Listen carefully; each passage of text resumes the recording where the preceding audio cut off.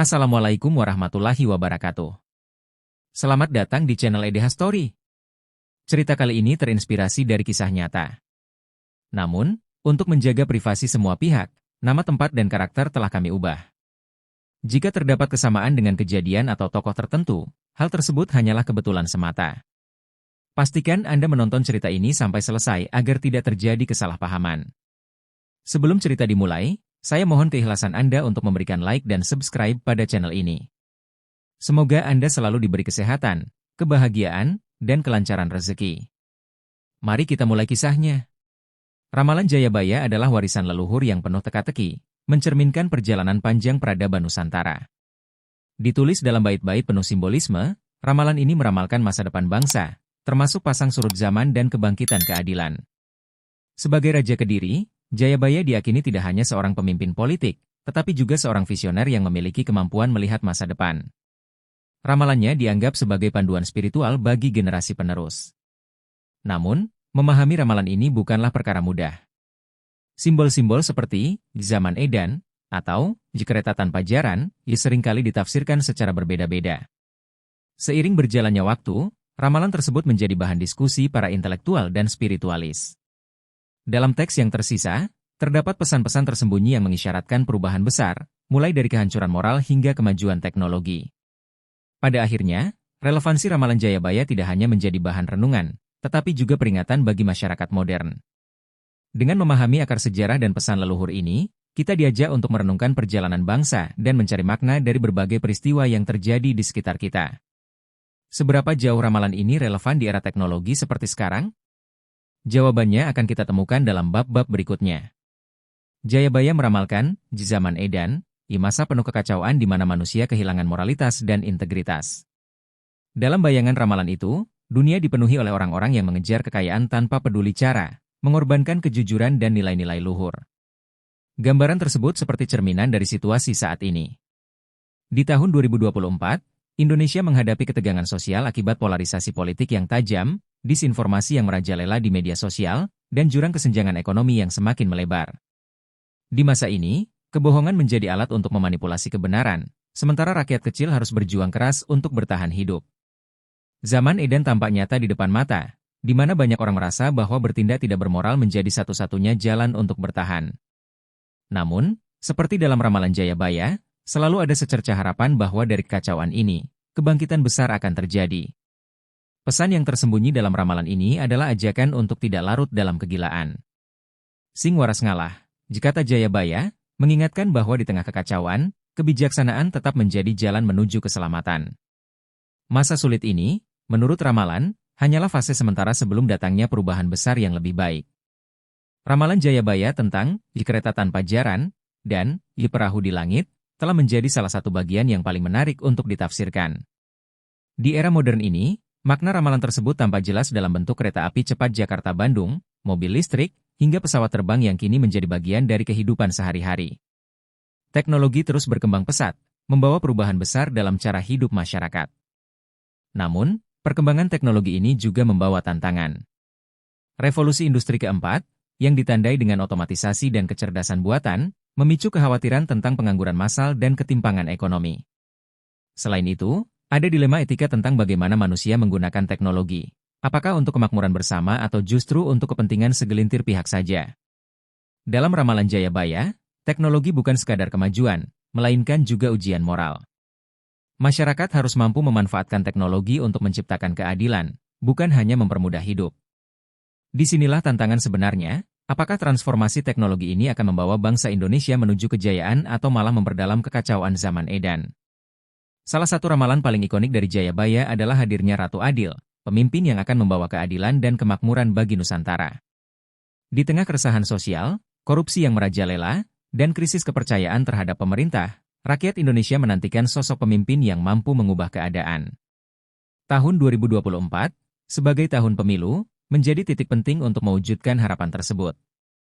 Ratu Adil bukan hanya sekadar pemimpin politik, tetapi juga simbol dari pembaruan moral dan spiritual. Dalam konteks modern, dia adalah pemimpin yang mampu menginspirasi, bersikap adil, dan memperjuangkan kepentingan rakyat di atas kepentingan pribadi atau golongan. Namun, pertanyaannya adalah, Apakah masyarakat siap menerima dan mendukung sosok seperti itu? Ramalan ini mengingatkan bahwa perubahan besar tidak hanya bergantung pada pemimpin, tetapi juga pada kesadaran kolektif rakyat. Ratu Adil tidak akan muncul tanpa adanya keinginan kuat dari masyarakat untuk berubah. Seiring dengan perjalanan waktu, harapan itu tetap hidup, meskipun jalan menuju keadilan sejati masih panjang dan penuh tantangan. Pemindahan ibu kota ke Kalimantan, yang diberi nama Ibu Kota Nusantara, IKN, dianggap oleh sebagian orang sebagai wujud nyata dari ramalan Jayabaya tentang kebangkitan Nusantara. Proyek besar ini diharapkan menjadi simbol transformasi Indonesia menuju masa depan yang lebih baik, kota modern berbasis teknologi dan ramah lingkungan. Namun, di balik ambisi besar ini, ada berbagai kontroversi yang menyertainya. Banyak pihak mempertanyakan kesiapan proyek ini, dari sisi pendanaan hingga keberlanjutannya. Ada kekhawatiran bahwa proyek ini hanya akan menjadi beban baru bagi rakyat, sementara manfaatnya lebih banyak dirasakan oleh segelintir elit. Namun, bagi mereka yang optimis, IKN adalah peluang untuk membangun masa depan yang lebih baik, di mana Indonesia dapat menjadi pusat peradaban baru. Jayabaya pernah meramalkan bahwa Nusantara akan bangkit kembali setelah melewati masa kekacauan. Apakah IKN adalah awal dari kebangkitan itu? Atau justru langkah yang terlalu terburu-buru? Jawabannya akan tergantung pada bagaimana bangsa ini mampu mengelola sumber dayanya, menjaga keadilan, dan tetap setia pada cita-cita leluhur yang tercermin dalam ramalan Jayabaya. Proyek Ibu Kota Nusantara, IKN, membawa harapan besar untuk mendistribusikan pusat ekonomi dan politik ke luar Pulau Jawa. Selama ini, ketimpangan pembangunan antara Jawa dan daerah lain menjadi tantangan terbesar bagi Indonesia. Dengan memindahkan ibu kota ke Kalimantan, diharapkan roda ekonomi dapat berputar lebih merata, menciptakan peluang baru bagi wilayah-wilayah yang selama ini tertinggal. Modernisasi yang diusung melalui IKN tidak hanya melibatkan pembangunan fisik, tetapi juga penerapan teknologi canggih yang berfokus pada keberlanjutan. Konsep kota pintar berbasis energi terbarukan menjadi daya tarik utama, yang sejalan dengan visi global untuk menciptakan peradaban hijau. Jika dikelola dengan baik, IKN dapat menjadi simbol kebangkitan Nusantara sebagai negara modern yang inklusif dan maju. Namun, perjalanan menuju pemerataan ini tidaklah mudah. Diperlukan koordinasi yang kuat antara pemerintah pusat dan daerah untuk memastikan proyek ini tidak hanya menguntungkan segelintir pihak. Masyarakat harus dilibatkan secara aktif agar IKN benar-benar menjadi milik bersama dan membawa perubahan positif bagi seluruh bangsa. Di balik ambisi besar pembangunan IKN, tantangan ekonomi menjadi isu yang tidak bisa diabaikan. Biaya yang diproyeksikan mencapai ratusan triliun rupiah memicu kekhawatiran tentang keberlanjutan anggaran negara. Apalagi, sebagian besar pembiayaan masih bergantung pada utang dan investasi asing. Jika tidak dikelola dengan hati-hati, proyek ini dapat menjadi beban ekonomi yang sangat berat bagi generasi mendatang. Selain itu, muncul risiko lain seperti kegagalan menarik investor atau kesulitan mencapai target pendapatan dari proyek ini. Dalam skenario terburuk, pembangunan IKN yang terhenti di tengah jalan akan menjadi proyek Gajah Putih yang hanya meninggalkan jejak kerugian. Hal ini dapat memperburuk citra pemerintah di mata masyarakat dan dunia internasional. Oleh karena itu, transparansi dalam pengelolaan anggaran menjadi kunci utama. Pemerintah harus memastikan bahwa setiap rupiah yang dikeluarkan membawa manfaat nyata bagi rakyat. Jika tidak, visi besar IKN justru dapat menjadi awal dari krisis ekonomi yang berkepanjangan.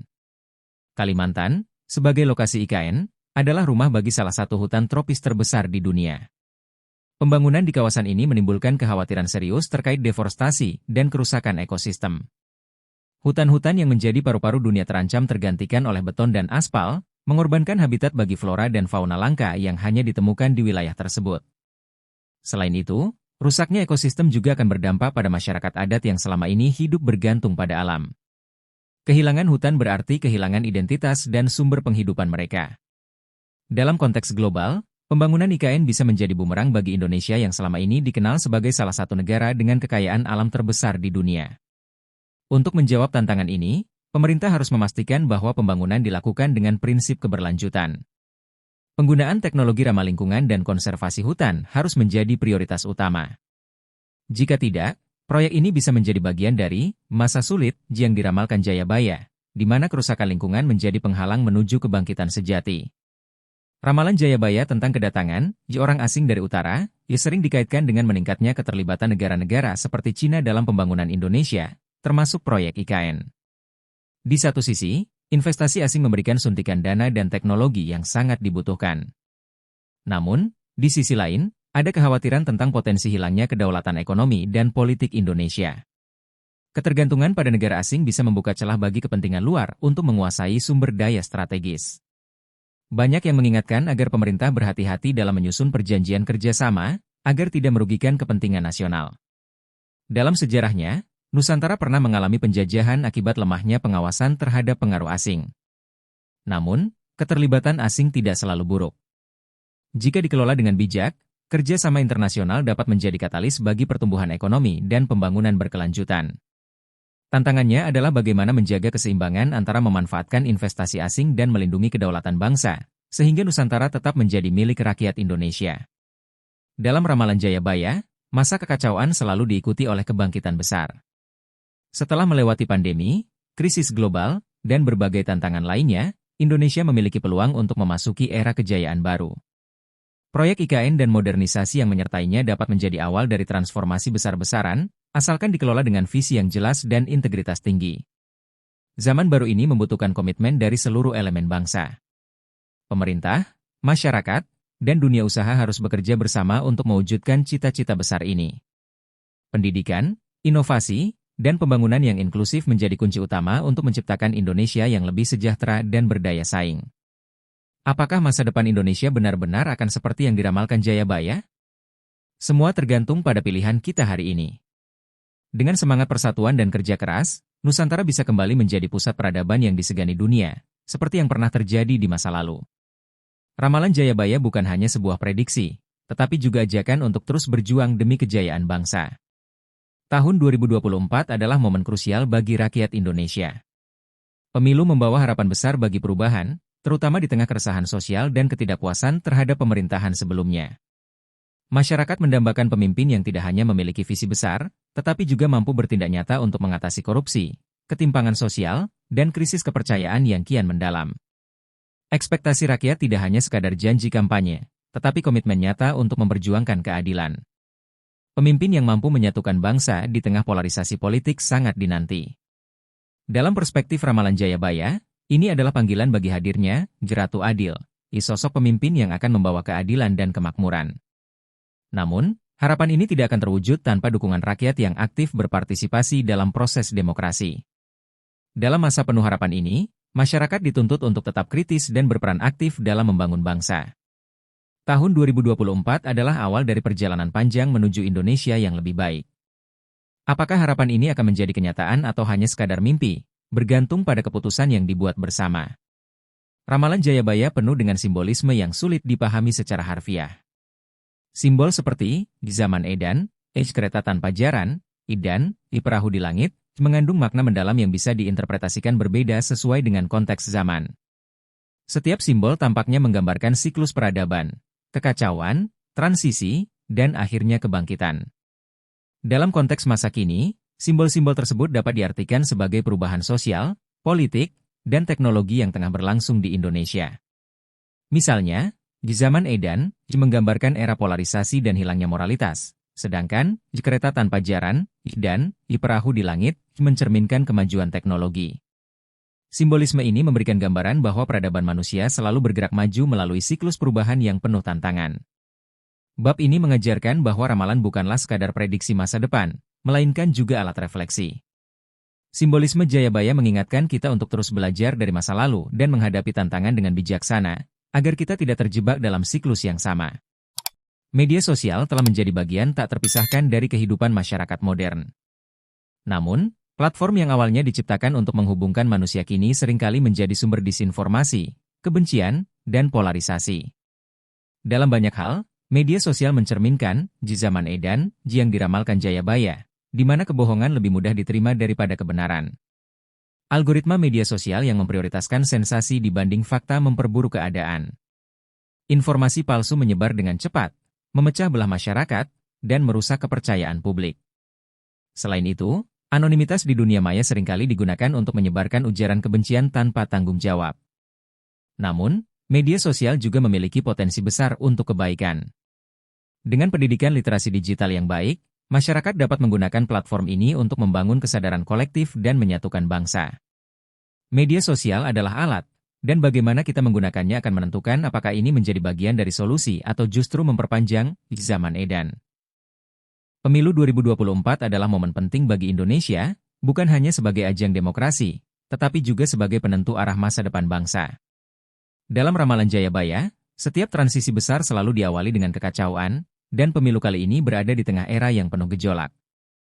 Pemimpin yang terpilih akan memikul tanggung jawab besar untuk membawa bangsa ini menuju kemajuan atau sebaliknya, terjebak dalam krisis. Namun, pemilu bukan hanya tentang memilih pemimpin, melainkan juga tentang membangun kesadaran rakyat akan tanggung jawab kolektif mereka dalam menentukan nasib bangsa. Dalam konteks ramalan, pemilu adalah salah satu ujian besar dalam perjalanan menuju kebangkitan. Jika rakyat mampu memilih dengan bijak dan mengawasi jalannya pemerintahan, Indonesia memiliki peluang besar untuk keluar dari zaman edan dan melangkah menuju era keadilan dan kemakmuran. Era digital telah membawa perubahan besar dalam kehidupan sosial dan politik Indonesia. Globalisasi, teknologi, dan internet telah mengubah cara masyarakat berkomunikasi, bekerja, dan berpolitik. Di satu sisi, era ini menawarkan peluang besar untuk inovasi dan kemajuan. Namun, di sisi lain, era digital juga memperburuk ketimpangan sosial dan memunculkan ancaman baru seperti disinformasi dan kejahatan siber. Transformasi ini sangat relevan dengan ramalan Jayabaya yang menggambarkan masa depan penuh tantangan dan peluang. Kemajuan teknologi, seperti kecerdasan buatan dan digitalisasi, dapat menjadi alat untuk memperbaiki kehidupan masyarakat jika digunakan dengan bijak. Namun, tanpa pengelolaan yang baik, transformasi ini juga bisa memperburuk kekacauan. Bab ini menggarisbawahi pentingnya pendidikan, kebijakan yang bijaksana, dan adaptasi masyarakat terhadap perubahan di era digital. Transformasi sosial dan politik ini adalah bagian dari perjalanan panjang Indonesia menuju masa depan yang lebih baik. Indonesia adalah bangsa yang dikenal dengan ketangguhannya. Dari masa penjajahan hingga era reformasi, Nusantara selalu mampu bangkit dari keterpurukan. Ketahanan ini menjadi salah satu kunci utama dalam menghadapi tantangan modern, mulai dari krisis ekonomi hingga perubahan iklim. Dalam perspektif ramalan Jayabaya, ketahanan ini adalah fondasi untuk mencapai kebangkitan besar. Meskipun saat ini bangsa ini menghadapi berbagai masalah, dari polarisasi sosial hingga tekanan global, kekuatan kolektif masyarakat tetap menjadi harapan utama. Bab ini mengajak kita untuk merenungkan perjalanan panjang Indonesia dan menghargai semangat persatuan yang menjadi inti dari kekuatan Nusantara. Dengan belajar dari masa lalu, Indonesia dapat melangkah dengan percaya diri menuju masa depan. Ibu kota Nusantara adalah simbol dari ambisi besar Indonesia untuk menciptakan masa depan yang lebih baik. Namun, seperti halnya ramalan Jayabaya, proyek ini adalah ujian besar bagi bangsa. Keberhasilan atau kegagalan IKN akan mencerminkan kemampuan Indonesia dalam mengelola perubahan dan memanfaatkan peluang. Apakah IKN akan menjadi simbol kebangkitan atau justru kehancuran? Semuanya tergantung pada bagaimana proyek ini dijalankan. Dengan visi yang jelas, transparansi, dan keberlanjutan, IKN bisa menjadi tonggak sejarah baru bagi Nusantara. Namun, jika salah kelola, proyek ini bisa menjadi beban berat yang membawa bangsa ke dalam krisis. Bab ini menekankan pentingnya kolaborasi antara pemerintah, masyarakat, dan dunia usaha untuk memastikan bahwa IKN benar-benar menjadi cerminan masa depan yang diimpikan. Bab terakhir ini adalah refleksi dari semua pembahasan sebelumnya. Indonesia berada di persimpangan jalan, di mana keputusan-keputusan yang diambil saat ini akan menentukan masa depan bangsa. Ramalan Jayabaya mengingatkan kita bahwa kekacauan adalah bagian dari siklus menuju kebangkitan, tetapi hanya dengan kerja keras dan kebijaksanaan, era kejayaan bisa tercapai. Proyek IKN, pemilu, dan transformasi sosial adalah bagian dari perjalanan panjang Indonesia menuju masa depan. Jika bangsa ini mampu belajar dari masa lalu dan bersatu untuk menghadapi tantangan, kebangkitan besar yang diramalkan Jayabaya bukanlah sekadar impian. Namun, jika bangsa ini gagal mengelola perubahan, masa depan yang penuh kekacauan bisa menjadi kenyataan. Bab ini adalah ajakan untuk merenung, belajar, dan bertindak. Nusantara memiliki potensi besar untuk menjadi pusat peradaban dunia, dan semua itu bergantung pada pilihan yang kita buat hari ini. Era kejayaan atau kehancuran, semuanya ada di tangan kita.